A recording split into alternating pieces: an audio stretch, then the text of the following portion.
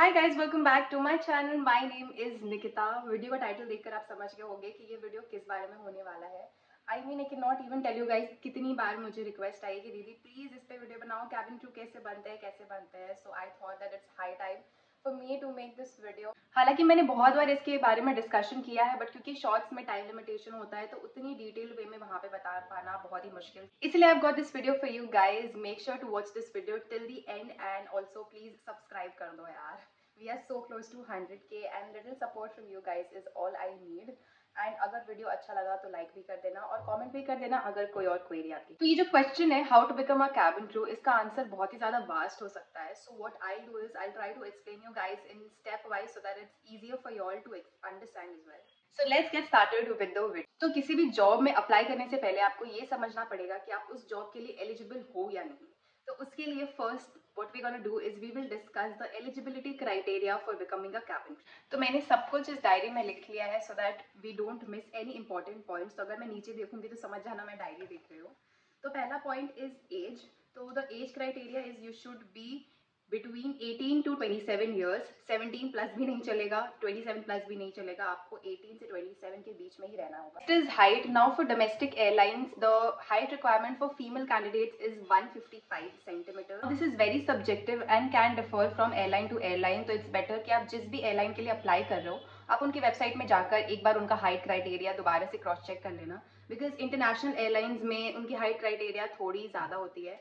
तो make sure that आप वो पहले चेक कर। So next is your education qualification. The minimum education qualification that is required is 10+2, मतलब 12 पास होने चाहिए आप बेसिकली, और आपके पास अपना 12 का मार्कशीट भी होना चाहिए। If you are a graduate तो आपको आपका ग्रेजुएट सर्टिफिकेट भी होना चाहिए। उसके बाद आता है आपका BMI। तो BMI क्या होता है? BMI is your weight proportionate to your height. इसका एक कैलकुलेशन होता है। उसके लिए आप गूगल में जाकर BMI कैलकुलेटर सर्च कर सकते हो। वहाँ पे you can put your weight and height and वो कैलकुलेट करके आपको आपका BMI बताता है।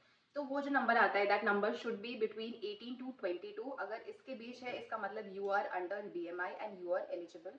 अगर इससे ज़्यादा है then it means that you need to start working out, और अगर कम है तो खाओ पियो वेट बढ़ाओ। Next is communication skill. This is a very important skill that they look into a candidate. आपको बात करने का तरीका आना चाहिए and you should be fluent in English and Hindi language. These are the two basic languages जो वो check करते हैं। अगर आपको कोई थर्ड लैंग्वेज पता है तो that's a plus point. Last criteria is for tattoo and scar. Tattoo is not allowed in the visible part of the body.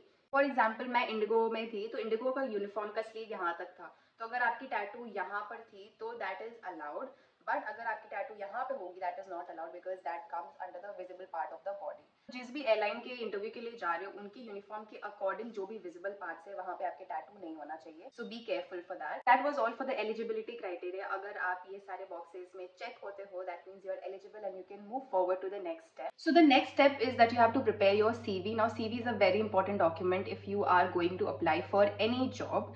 CV में आपको अपना नाम, नंबर, आपका वर्किंग ईमेल ID, उसके अलावा आपका educational qualification, if you are experience तो आपका वर्क एक्सपीरियंस, आपकी स्किल्स, इंटरेस्ट, ये सारी चीज़ें आपको उसमें मेंशन करनी होती है। Now that you have prepared your CV, the next step is that आपको उस जॉब के लिए आपकी एप्लीकेशन डालनी होती है। आपको उसके लिए कंपनी के ऑफिशियल वेबसाइट में जाके ऑनलाइन एप्लीकेशन डालनी होती है। वो कैसे करना है मैं आपको यहाँ पे स्टेप वाइज बताऊंगी और इसका स्क्रीन मैं कहीं यहाँ अटैच कर दूंगी फॉर योर रेफरेंस। तो यहाँ मैं आपको इंडिगो में अप्लाई करने का प्रोसेस बता रही हूँ, बट बाकी कंपनीज़ में भी एप्लीकेशन प्रोसेस इज सिमिलर। तो सबसे पहले आपको कोई भी ब्राउज़र खोल लेना है। वहाँ पे जिस भी कंपनी के लिए आपको अप्लाई करना है उस कंपनी का नाम और उसके साथ करियर्स ऐड करके आपको सर्च करना है। फिर ऐसा पेज खुलने पर आपको इंडिगो करियर्स में सर्च करना है एंड सर्च बाय कीवर्ड में आपको डालना है cabin crew and then search for job. क्योंकि फर्स्ट पेज में वो पोजीशन नहीं थी तो मैं गई पेज 2 में और वहाँ मुझे दिखा कैबिन अटेंडेंट। वहाँ क्लिक करने के बाद कुछ ऐसा पेज खुला जहाँ सारे लोकेशंस मेंशन था एंड उसके साथ ही साथ जो हमने एलिजिबिलिटी क्राइटेरिया डिस्कस की वो भी मेंशन थी। From there I clicked on apply now और उसके बाद आपको करना पड़ेगा साइन इन अपना ईमेल एंड पासवर्ड डाल के and then this is the last page जहाँ आपको आपकी सारी इन्फॉर्मेशन देने पड़ेगी जो भी यहाँ पे रिक्वायर्ड है एंड जो भी माइंडेड जो रेड एस्टरिक्स में है दैट इज मैंडेटरी, आपको वो फिल करना ही पड़ेगा, अदरवाइज आप प्रोसीड नहीं कर पाओगे further. So once you have filled all the information आपको नीचे जाना है एंड वहाँ पे जाकर अप्लाई का ऑप्शन है उसमें क्लिक करना है। क्योंकि मैंने यहाँ पे कुछ भी फिल नहीं किया है तो मेरा आगे बढ़ नहीं रहा है, बट क्योंकि आप सब कर लोगे, आप अप्लाई करोगे तो वो आपका हो जाएगा काम डन। तो ये तो हो गया आपका ऑनलाइन एप्लीकेशन। इंटरव्यू भी दो तरीके के होते हैं, एक होता है आपका वॉक इन इंटरव्यू और दूसरा होता है interview by invitation. Walk in interview क्या होता है, जैसे अभी आपने ऑनलाइन एप्लीकेशन डाली, उसके बाद आपको इंटरव्यू का डेट, टाइम एंड लोकेशन मिल जाएगा, तो you can just go and straight away give the interview.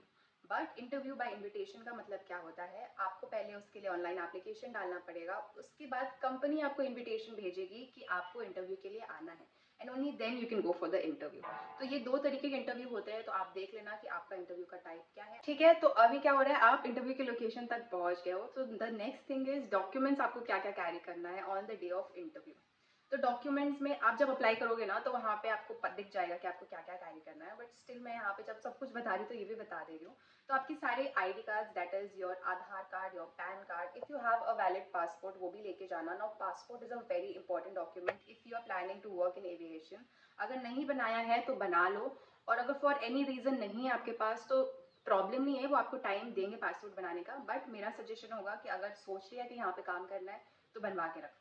फिर जो भी आपके एजुकेशनल क्वालिफिकेशन का सर्टिफिकेट्स है, बी इट योर स्कूल का, अगर ग्रेजुएट हो तो कॉलेज का भी, ये सब कैरी कर लेना। अगर किसी भी तरीके का वर्क एक्सपीरियंस है उसका भी कुछ प्रूफ कैरी कर लेना। इसके अलावा जो आपने रेज्यूमे अटैच किया था at the time of your application वो भी आप कैरी कर लेना। That was it guys, I hope मैंने सारे इंपॉर्टेंट पॉइंट्स डिस्कस किए हो, एंड आई कैन अंडरस्टैंड कि अगर आपको किसी चीज़ के बारे में प्रॉपर नॉलेज नहीं होती है तो कितना ज़्यादा कन्फ्यूजन क्रिएट होता है। तो इसलिए मैंने ये वीडियो बनाया, so that this video gives you that clarity that you have been looking for so long. You found this video helpful and informative, do comment down and also like the video and subscribe my channel for more such content. I'll see you guys in the next video. अगर कोई भी query है या दूसरे video के लिए कोई भी सजेशन है तो please drop it in the comments, and I'll see you guys. Bye bye, take care.